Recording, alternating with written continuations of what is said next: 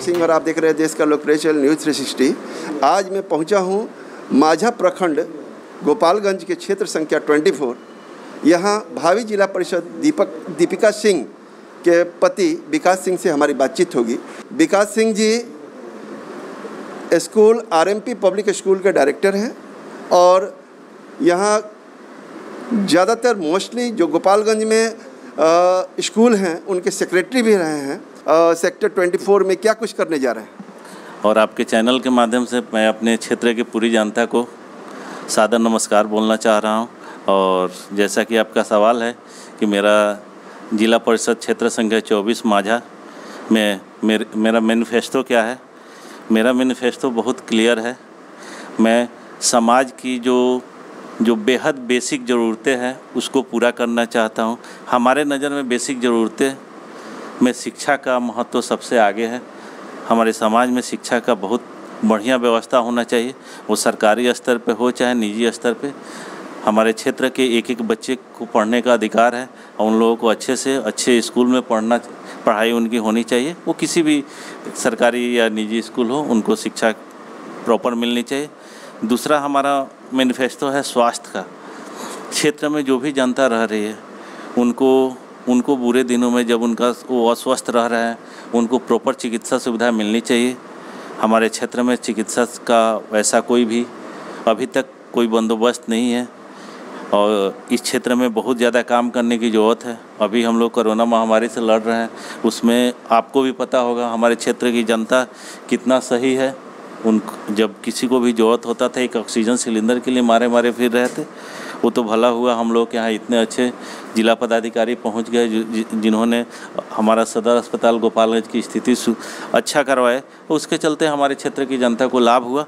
But हम लोगों के अपने क्षेत्र में जिला परिषद संख्या 24 में बहुत अच्छा सरकारी अस्पताल का ज़रूरत है जहाँ पे सब तरह की चिकित्सा सुविधा मुहैया कराया जा सके। और तीसरा जो बहुत ज़रूरी चीज़ों है हमारे युवाओं के लिए वो रोज़गार की। हमारे क्षेत्र में रोज़गार का कोई साधन नहीं है। लोकल स्तर पे जो भी लघु और सूक्ष्म उद्योग होते हैं इसका कहीं नामो निशान नहीं है। हम लोगों को इस पे काम करने की ज़रूरत है। लघु और सूक्ष्म उद्योग को बढ़ावा देने की ज़रूरत है, रोज़गार सृजन करने की ज़रूरत है। तभी हमारे यहाँ के युवा किसी दूसरे ऐसे फील्ड में जाने की कोशिश नहीं करेंगे जिसको हमारे समाज में अच्छा नहीं माना जाता है। तो हमारी ये 3 मैनिफेस्टो का मेरा 3 मुख्य विषय है, शिक्षा, स्वास्थ्य और रोज़गार। आपके इस क्षेत्र संख्या 24 में कुल कितने पंचायत आते हैं?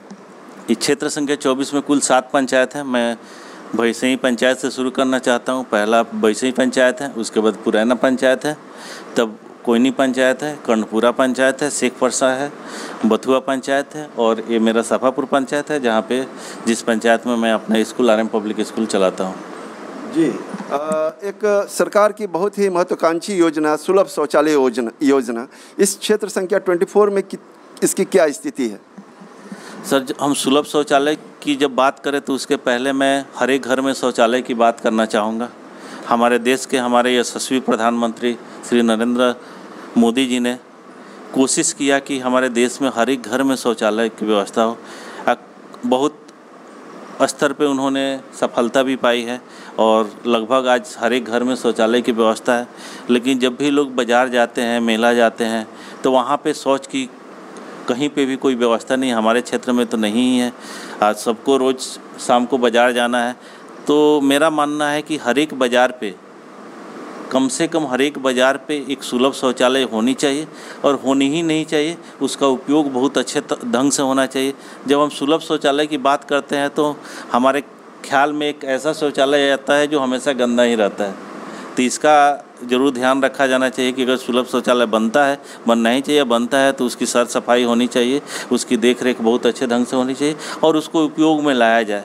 जनता के पैसा को व्यर्थ में बर्बाद न किया जाए। तो हमारे ख्याल से हर एक बाज़ार पे सुलभ शौचालय की व्यवस्था होनी चाहिए। पीएचसी केंद्र आपके इस पंचायत में कुल कितने हैं और इसकी स्थिति क्या है? हमारे अगर हम 7 पंचायत की बात कर रहे हैं तो दुख के साथ बोलना पड़ रहा है कि एक भी पीएचसी केंद्र नहीं है जो ऑपरेशनल हो। हमारे सबसे निकट माझा में है जो पूरे माझा प्रखंड के लिए छोटे छोटे उप स्वास्थ्य केंद्र कहीं कहीं है, लेकिन कहीं पे किसी भी तरह का कोई इलाज नहीं होता है। तो हमारे क्षेत्र के लिए मैं आपके माध्यम से अभी जो भी जनप्रतिनिधि हैं, हमारे विधायक हैं, हमारे सांसद हैं, उनसे मैं मांग करूंगा कि सबसे पहले हमारे क्षेत्र को एक बहुत अच्छे सरकारी हॉस्पिटल की ज़रूरत है, पीएचसी की ज़रूरत है, उसको प्रदान की जाए जिससे हमारे जनता को राहत मिल सके। जी, स्वास्थ्य मंत्री मंगल पांडे के लिए आपका क्या संदेश होगा? चूँकि आपके क्षेत्र संख्या 24 में 7 पंचायत है और बड़ा ही दुख की बात है कि यहाँ पे कोई भी प्राथमिक स्वास्थ्य केंद्र नहीं है, क्या कुछ कहेंगे? अभी तो जितना भी हमारा चिकित्सा सुविधाएं हैं पूरे देश की, कोरोना के चलते बहुत हद तक चरमराई हुई है। इस टाइम में हम कुछ नया के बारे में सोच नहीं सकते हैं, लेकिन मैं स्वास्थ्य मंत्री से ये निवेदन करना चाहता हूँ, जो भी सुविधाएं उपलब्ध है, जो भी स्वास्थ्य केंद्र है, उप स्वास्थ्य केंद्र है, उसको सुचारू रूप से चलाया जाए। वहाँ पे डॉक्टर्स टाइम से जाएं, जो बेसिक मेडिसिन्स है वो अवेलेबल होना चाहिए। जो भी हमारे क्षेत्र की जनता जाती है उनके साथ अच्छा से व्यवहार होना चाहिए। उनको भरोसा दिलाया जाए कि उनका वहाँ पे इलाज बेहतर ढंग से हो सकता है। जैसे ही हम कोरोना महामारी से निकलते हैं, कम से कम हर एक पंचायत में एक स्वास्थ्य उपकेंद्र होना ही चाहिए, जहाँ पे एक नॉर्मल फिजिशियन और एमबीबीएस भी हो तो वो भी उतनी ज़रूरतें पूरा कर सकता है। कम से कम उतनी व्यवस्था हमारे हर एक पंचायत स्तर पर होनी चाहिए उप स्वास्थ्य केंद्र में। और हमारे स्वास्थ्य मंत्री, माननीय स्वास्थ्य मंत्री जी मंगल पांडे जी अगर इसको जल्दी से जल्दी अगर प्रोवाइड कराते हैं तो हमारे क्षेत्र के लिए बहुत अच्छी बात होगी। जी, कहीं ना कहीं अभी बारिश का मौसम है, देखा जा रहा है कि बाजार घाट में जो है आए दिन जो है जल जमाव हो जा रहे हैं। कहीं ना कहीं व्यवसायियों को बहुत ज़्यादा मुश्किल का सामना करना पड़ रहा है। क्या कुछ कहना चाहेंगे इसको लेकर? यह समस्या बहुत गंभीर समस्या है। बरसात के दिनों में आप जब निकलते हैं, देखिए हमको सुनने को मिलता है कि हमेशा राज्य सरकार द्वारा पंचायत स्तर पे बहुत सारे फंड, बहुत सारा मद आता है, बहुत सारा पैसा आता है, करोड़ों में पैसा आता है, लेकिन उपयोग कहाँ हो रहा है? आप जो भी चिकनी सड़कें वगैरह देख रहे हैं वो या तो प्रधानमंत्री सड़क योजना का है, नहीं तो मुख्यमंत्री सड़क योजना। आखिर इन जनप्रतिनिधियों का फंड कहाँ पे यूज हो? या तो ये लोग बगीचे में जाने वाला रोड बनवा रहे हैं, नहीं तो कहीं ऐसे जगह बनवा रहे हैं जो समाज के लिए जिसका सरोकार नहीं हो। तालाब पे तालाब, खुदा हुआ तालाब ये लोग खुदवा रहे हैं, कहीं भरवा रहे हैं। इनकी अपनी पॉकेट भरनी चाहिए।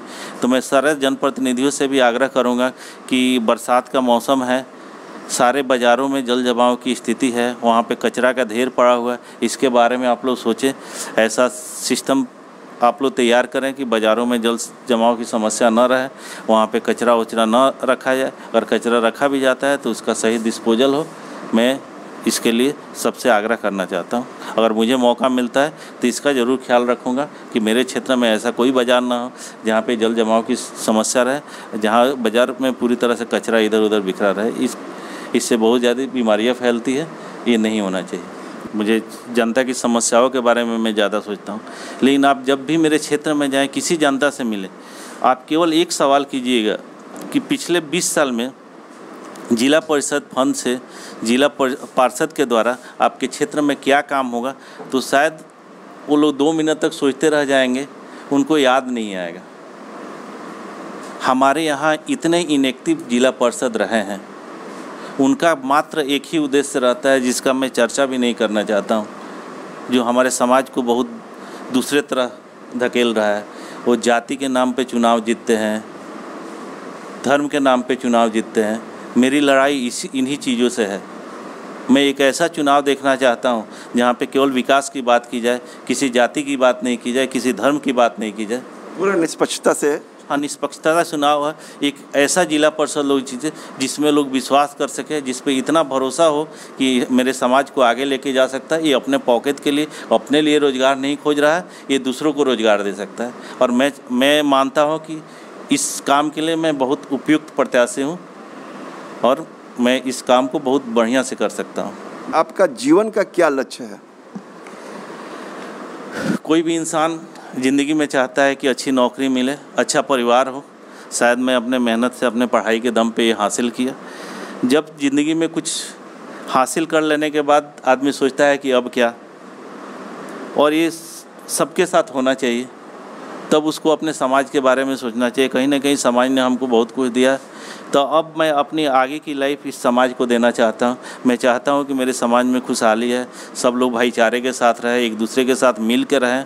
हम लोग जात पात की बात ना करें, हम लोग धर्म पे एक दूसरे को अलग नहीं करें, हम लोग पहनावे के ऊपर एक दूसरे से नफरत ना करें, खान पान को लेके एक दूसरे से लड़ाई ना करें। हमारे समाज में खुशहाली आए, हमारे समाज को विकास, और जिस क्षेत्र में मैं काम करूँ उस क्षेत्र की जनता को जोड़ के रखूँ और उस क्षेत्र की जनता के भलाई के लिए सोचूँ। यही मेरे ज़िंदगी का आगे का लक्ष्य है। जी, बकरीद नज़दीक है, आप अपने क्षेत्र संख्या 24 में मुसलमान भाइयों को क्या कुछ संदेश देना चाहेंगे हमारे चैनल के माध्यम से? मेरे जिला परिषद क्षेत्र संख्या 24 माझा के मैं सारे क्षेत्रवासियों को बकरीद पे उनके और उनके परिवार को बहुत बहुत बधाई देता हूँ। ये भाईचारे का पर्व है, इसको आपस में मिलजुल के बनाएं और हमारे समाज में खुशियाँ फैलाएं। धन्यवाद जी। ये थे भावी जिला परिषद जो क्षेत्र संख्या 24 से विकास सिंह जी, जो कि न्यूज़ 360 से बातें कर रहे थे।